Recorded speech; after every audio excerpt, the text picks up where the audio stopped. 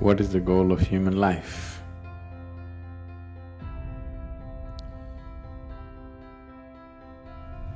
What is the purpose of human life? Or in other words, why life? That's a question. When it comes to life and existence, you never ask why. When it comes to fundamental existence, you never ask why. Because if you ask why, then I have to tell you a story. When I say a story, even if it's a real story, a real story, whatever I speak, if it is not in your experience, it is just a story. The only option that you have is either you believe me or you disbelieve me, yes?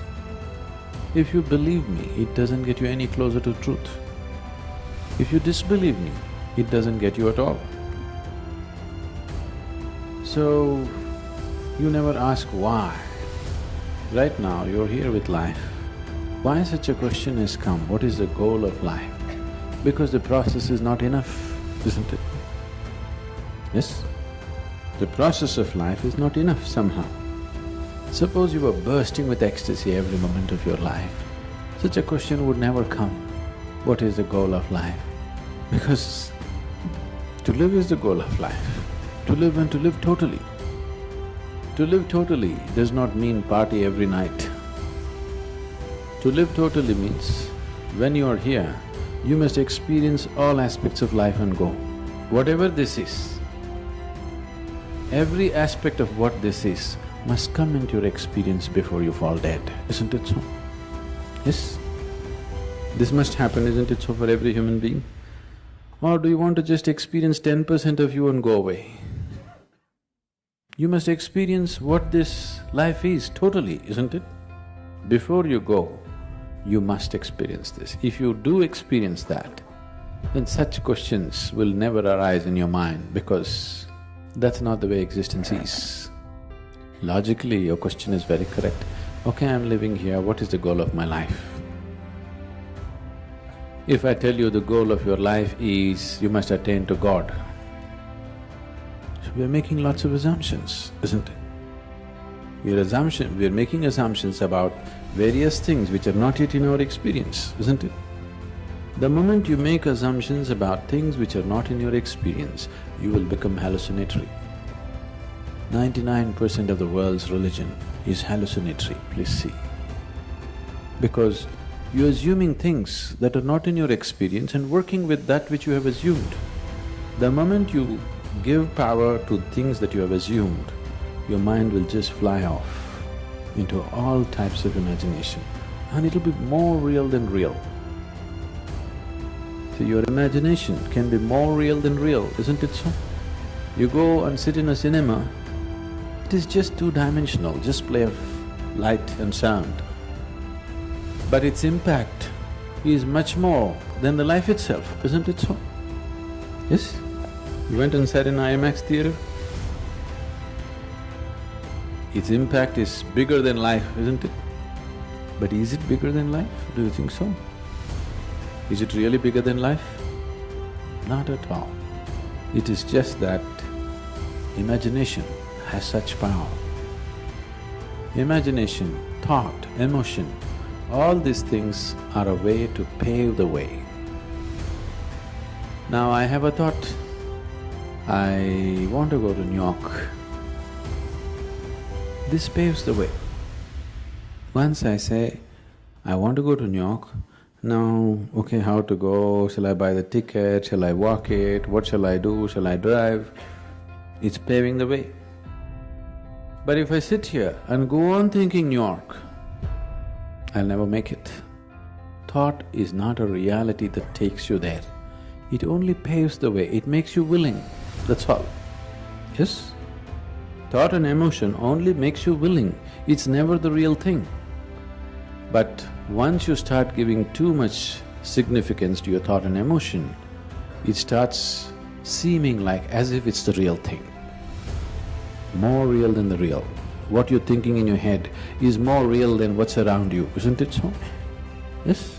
That's the whole problem with life right now, that your thought and emotion has become a bigger reality than reality itself. Now, this is like,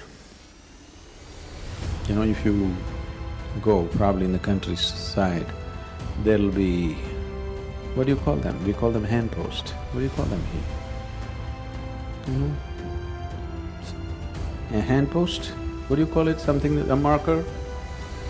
A signpost, okay. So, these are called handposts usually because they used to be made like hands at one time, like this it used to be. Have you seen them? Like this, it says this way to New York. So, you go and sit on this and you think you're in New York. That's not New York, isn't it? So, thought is only a signpost. It points you in the direction you want to go, but it never takes you there, it cannot take you there. But people who think it is taking them there have become hallucinatory in such a way that even reality cannot get them out. Even if you poke them with a knife, they will not know, they're somewhere else. Their thought and emotion is far more important than that. This is a scourge which has taken humanity such a big way, such a big way. And of all the type of thoughts and emotions that we generate, the religious thought and religious emotion or spiritual thought and spiritual emotion are most dangerous because they're powerful, empowered by the otherworldly. Because of that kind of power, it just rules people. It just rules people so deeply. And we can always see that some other religion that you don't belong to, what stupidity, what nonsense they're doing, but what you're doing is just never visible, isn't it? Yes? Isn't it so? Isn't it happening every day? Because once the thought and emotion becomes powerful, you start believing it. Once you start believing something which is not yet in your experience, you are a dangerous human being. Because all the conflict on the planet, even today, what's happening, though people try to project it as it is good versus evil, though people are trying to project it as good versus evil, it is not about good and evil. It is always about one man's belief versus another man's belief, isn't it so? Always between one man's belief and another man's belief. Why can't we be sincere enough to simply see whatever we do not know as we do not know? What is the problem? This is the biggest human problem. They can't see that they don't know. They have to bullshit themselves all the time. And this is not a joke. This is a terrible tragedy on the planet, isn't it? This is not a joke, this is not a simple thing. It has cost phenomenally for human life on this planet, phenomenally, and still continuing to cost. But what we think and feel is so important, isn't it?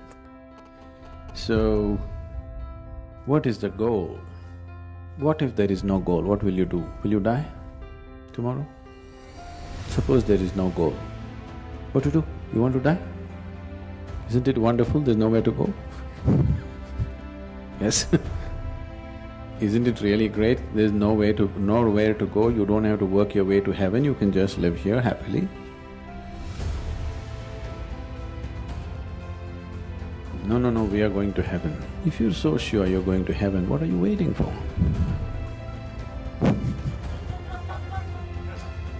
If you're so dead sure you're anyway going to heaven, what are you waiting for? I can't understand the logic. Huh? Waiting for the ticket. All you have to do is go and cut your throat in front of the temple. You understand? Whichever is your favorite temple, it'll happen. People 100% believe after I die, I will go to the lap of God. If you're going to the lap of God, you should not delay it. Really? Isn't it so? Such a sacred duty, can you delay it? You must go today, not even tomorrow. No, you want to live long. So why are you postponing such a wonderful opportunity? That's because you're full of bull. You tell yourself things which are not yet a reality for you. I'm not questioning whether these things exist, not exist, but it's not yet a reality for you. If you talk about things which are not yet a reality for you, to put it very bluntly, it just amounts to lying. This lying has cost phenomenally for individual human beings and for the whole humanity in a big way.